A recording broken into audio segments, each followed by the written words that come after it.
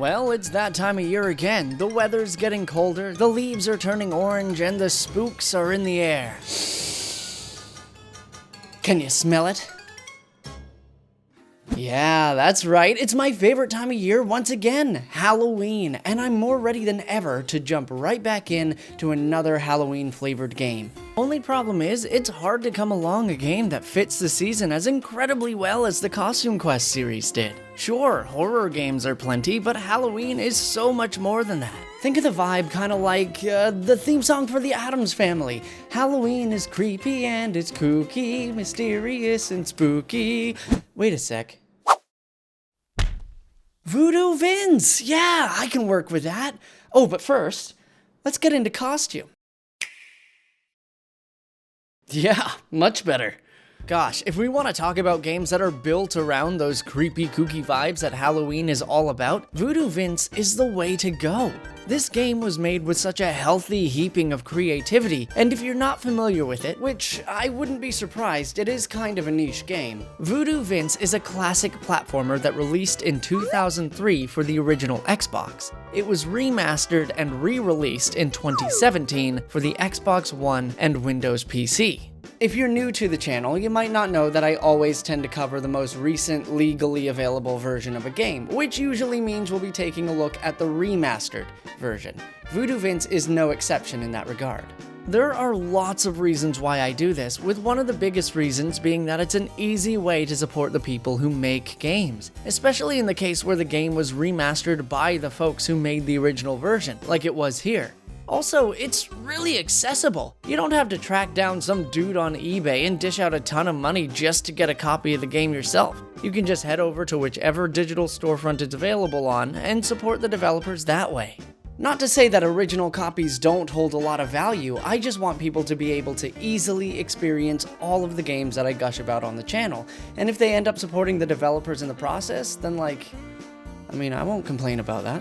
In the beginning of every modern console's life cycle, there existed a struggle, where the companies producing them were grappling with how to represent themselves amongst their competitors, what their niche should be, and consequently, who the face of their console should be. For companies like Nintendo, the answer to that question was a no-brainer. Mario was the face of their console, backed up by a myriad of other characters. For PlayStation, it didn't seem to matter all too much. Whichever exclusive characters their fans liked most would be the face of the console at that time. But when it comes to Xbox, the answer wasn't as immediately clear. The early years of the console saw a lot more iteration on who the face of the console should be. And just like every other console, many of the first characters to be considered were platforming mascots. That's where Voodoo Vince comes into play. His quirky aesthetic, simple designs, and sassy attitude all evoke a strong image of what the industry viewed as the ideal console mascot at the time. He was mostly competing against Blinx the Time Sweeper for the position until they were both ultimately beaten out by Mr. Halo Chief himself. In the end, that much made a lot of sense. For a console mostly known for shooters, racing games, and other more mature experiences than platformers are usually considered, a character like Vince or Blinx would never have represented the Xbox's niche even half as well as Master Chief. In the end, that alone would end up being one of Voodoo Vince's biggest downfalls. Platforming games at the time were growing more and more of a reputation as games for kids, and were generally beginning to be viewed as games that only really belonged on Nintendo consoles. Releasing a game like this one would turn out to be a big risk that didn't play out as well as many of us would have hoped, quickly stifling the odds of a sequel.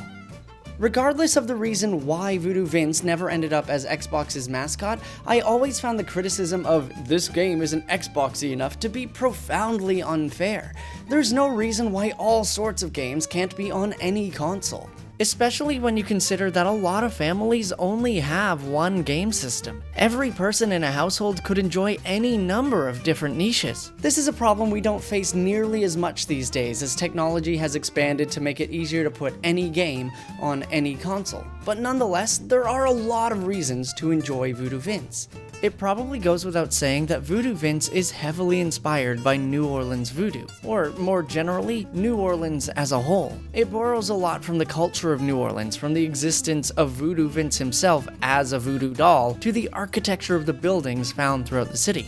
The developers of the game even went so far as to take a tour of New Orleans themselves, gaining an appreciation of certain parts of the city. Later, places around the city like Jackson Square would be transformed into actual locations within the game. In this case, the level in question is literally called The Square. The French Quarter of New Orleans would get a similar treatment in a level called The Quarter, and some textures in the game were even taken from buildings, sidewalks, and streets around the city, with everything being reinterpreted in their own twisty way, giving it that quirky Halloween aesthetic that I'm so fond of. Even the soundtrack was subject to this level of inspiration, with Steve Kirk, the composer, creating his own interpretation of New Orleans jazz to fit in with the rest of the game's aesthetic, something I really appreciate. I'm a huge fan of this kind of music, and it's very much not the kind of thing that's usually represented in video games as a whole, so regardless of how it's stylized to fit in a game like this one, it's definitely landed itself in a solid position as one of my favorite game soundtracks. The game itself opens with a cutscene featuring the narration of Madame Charmaine, the owner of a voodoo shop in New Orleans, as she introduces Vince, her third best voodoo doll. One fateful night, Cosmo the Inscrutable sends his roustabout henchmen to break into the voodoo shop and steal Madame Charmaine's zombie dust, a powerful substance with extraordinary potential. This unleashes a load of wild magic, sending furniture hurtling through the air and knocking out Madame Charmaine in the process. The goons gather up the zombie dust and Madame Charmaine and head back to Cosmo's lair, leaving a trail of zombie dust in their wake. Meanwhile, during all the ruckus, Vince had been animated by the zombie dust, making him the only thing that stands in Cosmo's way. I don't know why, but this guy seems so familiar to me.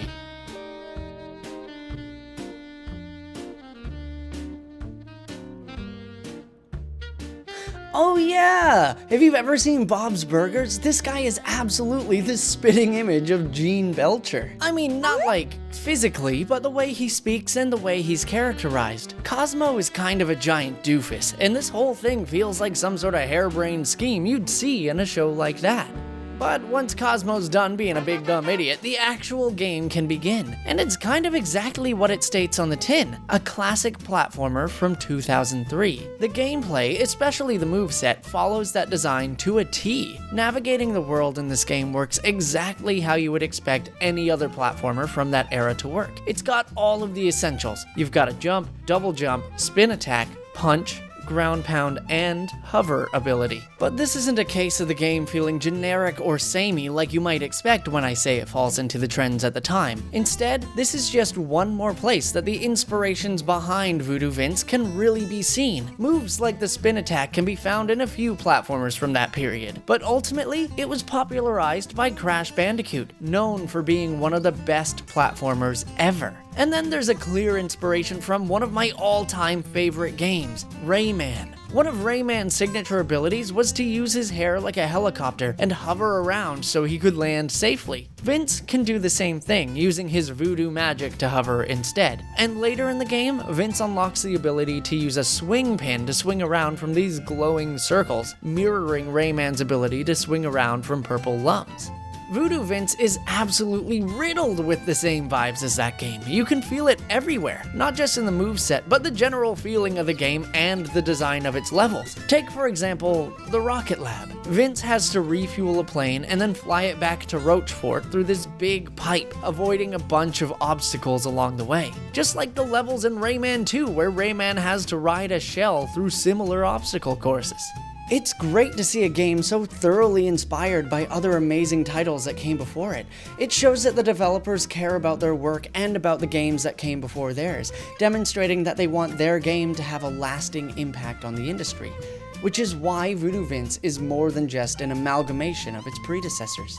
The game leverages its real-world inspiration to inform the design of the gameplay, opening the door for some more unique mechanics and thematic collectibles. Throughout the game, you'll happen upon a number of enemies that you'll have to defeat. You can use your spin attack and punches to knock them down, and once you do, they'll scatter Mardi Gras beads everywhere. When you collect them, they'll charge up this meter in the top corner. This is your Voodoo power meter, and it's easily one of the best things about this game. Once you've charged it up all the way, you can unleash Vince's Voodoo power, causing him to die in some horrific way. But since he's a Voodoo doll, any pain inflicted on him is transferred to his enemies instead, killing any bad guy that happens to be nearby. What's cool about this isn't just that you have a big finishing move that can take out a dozen enemies at once, or even that you get to be a Voodoo doll instead of just wielding one. What's cool about this is that there are so many different animations that could play when you use this ability. You start out with just the ability to poke yourself with pins, but every level has a couple of these Voodoo icons scattered around. Pick up one of those and it'll unlock a brand new animation that has a random chance to play every time you use your Voodoo power. There are 33 of these things hidden throughout the game. That is so freaking many.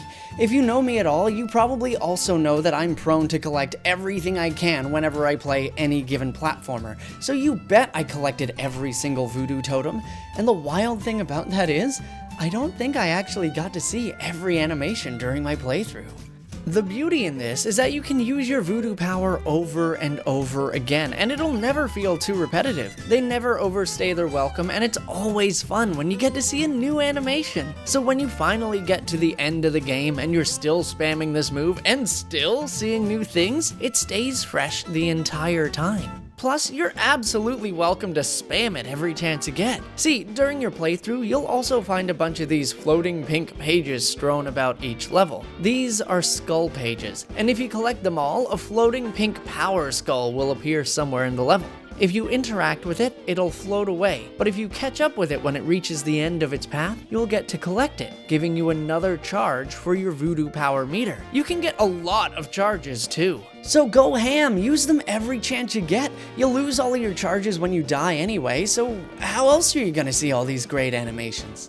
Outside of those collectibles, the only thing left is zombie dust, the basic currency stand-in for this game, like coins in Mario or gems in Spyro. Both of which are series I'm covering on the channel, so if you're interested in those, check out the link in the top right corner. Zombie dust doesn't really amount to all too much, as is the life of a currency collectible in most platformers, but just like how collecting 100 coins in a Mario game will reward you with another life, or maybe even a star, collecting 100 zombie dust will increase your maximum health. It's not super necessary, but it is convenient, and there's no arguing that the later stages of the game and boss fights are much easier if you do collect them. Those boss fights, by the way, are absolutely my favorite thing about this game. None of them are overly complicated or complex, and none of them really require a ton of skill. I don't even know if comparing them to bosses in other games would be a fair thing to do, because ultimately what the bosses in Voodoo Vince are puzzles.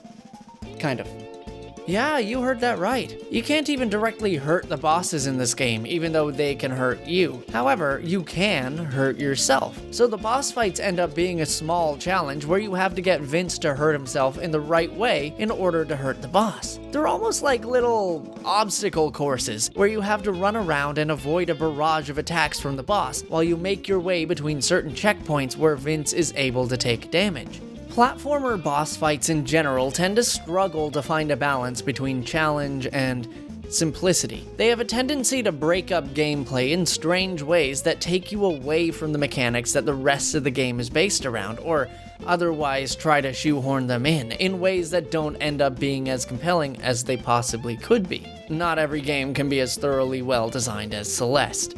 But in recognizing that Vince can use his already pre-established powers in different ways, and getting the player to interact with the environment in order to attack the boss, instead of just using their Voodoo power, the developers of this game found a way to break from the regular mechanics in a way that was more compelling than just throwing Vince into an arena, reacting to whatever patterns the boss would throw his way. That works for some platformers, but this feels far more appropriate for Voodoo Vince. And even though these fights do end up being more of a gauntlet than a puzzle, this small step toward puzzles as boss fights is more than I could ever ask for, and absolutely something I would love to see from more platformers. At the end of the day, Voodoo Vince is a game that's filled to the brim with inspiration, whether it's from amazing titles that released before it or real-world locations and cultures.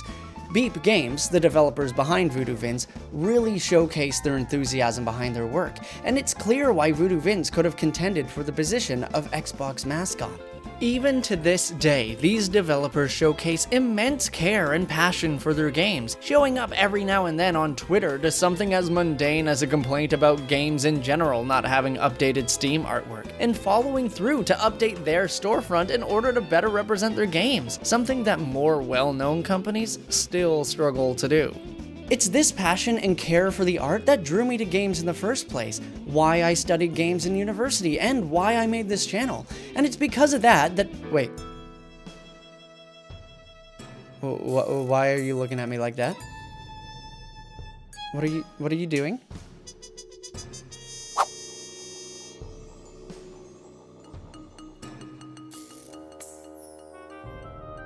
Ah! Never mess with a voodoo doll, Poindexter. Freaking idiot.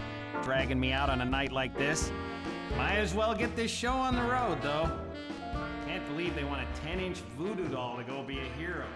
Why can't some other perfectly... Hey guys, thanks for watching to the end of the video, and thanks to everyone who helped support our recent charity campaign to help raise funds for Mind, an organization fighting for mental health support in the UK. We ended up raising a total of £777 and 77 pence, and it's all thanks to these wonderful donors.